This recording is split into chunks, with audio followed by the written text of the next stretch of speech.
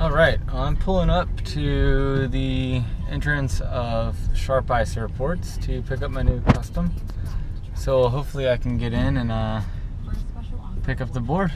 And I'm not going to be able to bring the camera in because I know they're pretty secret about all that, but I'm going to see if I can just walk in there and grab the board. All right, see how it looks. All right, everybody, you're inside my house. I got my new board. As you can see, it's already in the rack. Have not put any fins or traction pad or leash or anything like that on this. This board is a Sharp Eye, pretty popular company, made here in San Diego, California. So it's a little custom. It is 5'6" by 19.5 by 2, pretty much essentially 2 inches thick, almost 2.5 inches thick. It's 28.5 liters for the volume, and it's the new Sharp Eye EP2 epoxy. No stringer. It's just got the carbon fiber inlays up the middle on the deck, and then also towards the tail. My last boards for the last couple of years have been all round tails, but this time I'm going to go with a little squash tail, try to get a little more snappy in the pocket. And I also went with some FCS fins, which I have not had in years. So I'm about to have to go buy some of those. And when I get the fins, I will show you how I put them on. I'll also show you how to put on the traction pad and everything like that. So if you're new to surfing, you can get a little idea how that works. Also in this board, which you can't see, I may have to bring it outside to show this, is the concave in the tail here. There is some channels that run through. They start roughly in here, and you'll see they'll run through to push the water out the back of the board. So once I get the fins on and get it outside, maybe I can get it in the light so we can actually capture that on camera. I'm still not sure. It's pretty subtle, so I'm not sure if we'll be able to capture that on camera. But in the meantime, I'll just kind of show you how it works, and then hopefully we'll get a little surf in today. All right, so I'm back. Got a little traction pad. I'm going to show you guys how to put this on the board. So first you got to unwrap it, and anything with plastic requires a pretty large knife. This pad I got, so Creatures of Leisure, McFanning edition. I like the arch support. The pads have the arch support that aren't just flat on the bottom. So this pad right here has in the middle a little raised layer. Some pads are just flat, which have high arches. I don't know if that's why or if it's just something I'm used to. So the first thing I do is going to place it on my board where I think I want it to go. So I got it here, and kind of you want it over the fin box as much as possible. So like right here. Okay, because when your back foot hits the back of the pad, ideally you want it there. That's where all your drive will come from, is through your feet and your heels and your toes as you push through. Put it on your front side or toe side. A tip that you can do, I don't know if I actually have any lead in a pencil, but a tip that I normally do is get a pencil like such, and I just kind of draw an outline on the pad. And I just make sure I got it as even as I can.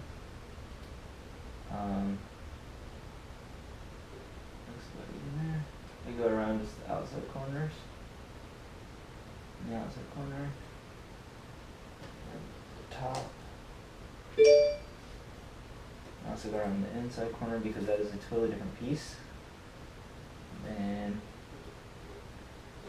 3 separate pieces here. So, okay, so there's a little rough, vague pencil drawings. You can see the outside corners here, because once you get the pad on, it's pretty sticky, so it's hard to get everything going.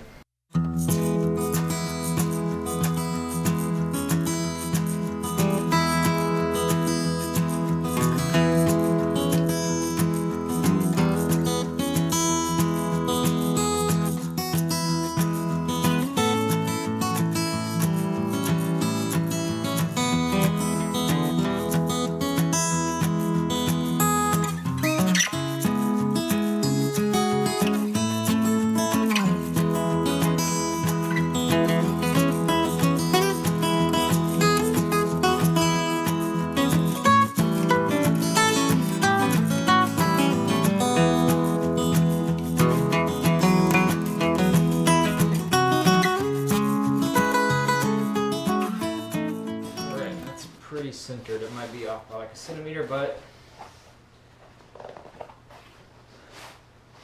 it's about straight as you can get it. Alright, and that's how it looks. You're supposed to let it sit for a couple hours, which, because I didn't buy fins yet, I couldn't find the fin that I wanted. It's going to end up sitting for a couple hours. Alright, let's see if we can talk about some concave here. We'll get low. You can see kind of in the tail even, the shape of the tail here, how it's got some channels, it comes up. So what that does is it forces water out for speed and for traveling over the flat sections of waves. And I don't know if you can see it, and it's kind of lighting, but there is a nice raise in the middle, just like you see in the tail here. It kind of goes all the way through. It's very subtle. This type of board is for smaller waves. To me, I consider them everyday waves. Anything from knee high to maybe a foot overhead is what I like this board in. Anything more than that, I get a little skip out. I have trouble getting into some waves. You can do it, and I've done it. Scared the whole time, but I can still surf it when it's bigger. But my favorite size waves are just about head high, so it's really all I need, and most days don't get over head high anyway, so that's kind of what I'm going with. When I get some fins, I will put those on and show you guys how I do that. Alright, I'm back. So turns out FCS is way more advanced than I thought. Like I said, I've been riding Futures for years. I did not know that FCS had changed.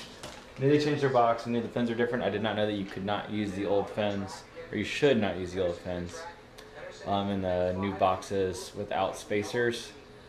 So I'm going to show you guys how to use the spacers. We're going to learn this together because I've never done it before myself. So we're going to try to get the spacers in there, and then we'll see if we can get the fins put in. It should be pretty simple, but we'll see. Alright, so clearly wearing different clothes, I messed up the sound on the first one. So I'm going to show you guys how to put fins on. These are FCS 1s. My fin boxes are FCS 2s. So I have these little spacers here, if I can grab them. They look like this. They actually tell you which side they go on. And this is the middle one. It tells you which way they need to face. So for your fins, the concave part of the fin needs to be facing in. You'll fill your fins. There's a round side and a flat side essentially. So the flat side's facing in, and then the center fin will be round on both sides. So we'll go ahead and put these on real quick. Alright. Spacers face the rail. It tells you on the bottom of these spacers which way they need to face. So the stuff inside, flat part. See if I can get it in here. Just like that. And then spacer on the bottom again tells you rail facing out. So we're gonna go ahead and lock that in somehow. Of course now there's salt buildup everywhere. And the flat part facing in. And then the center one goes like this. And then it's round on both edges. Just slide it right in. And then the screws are already set because I've done this already. Just screw it in. You don't want to go too tight because you don't want to put the screw through the other side of your board.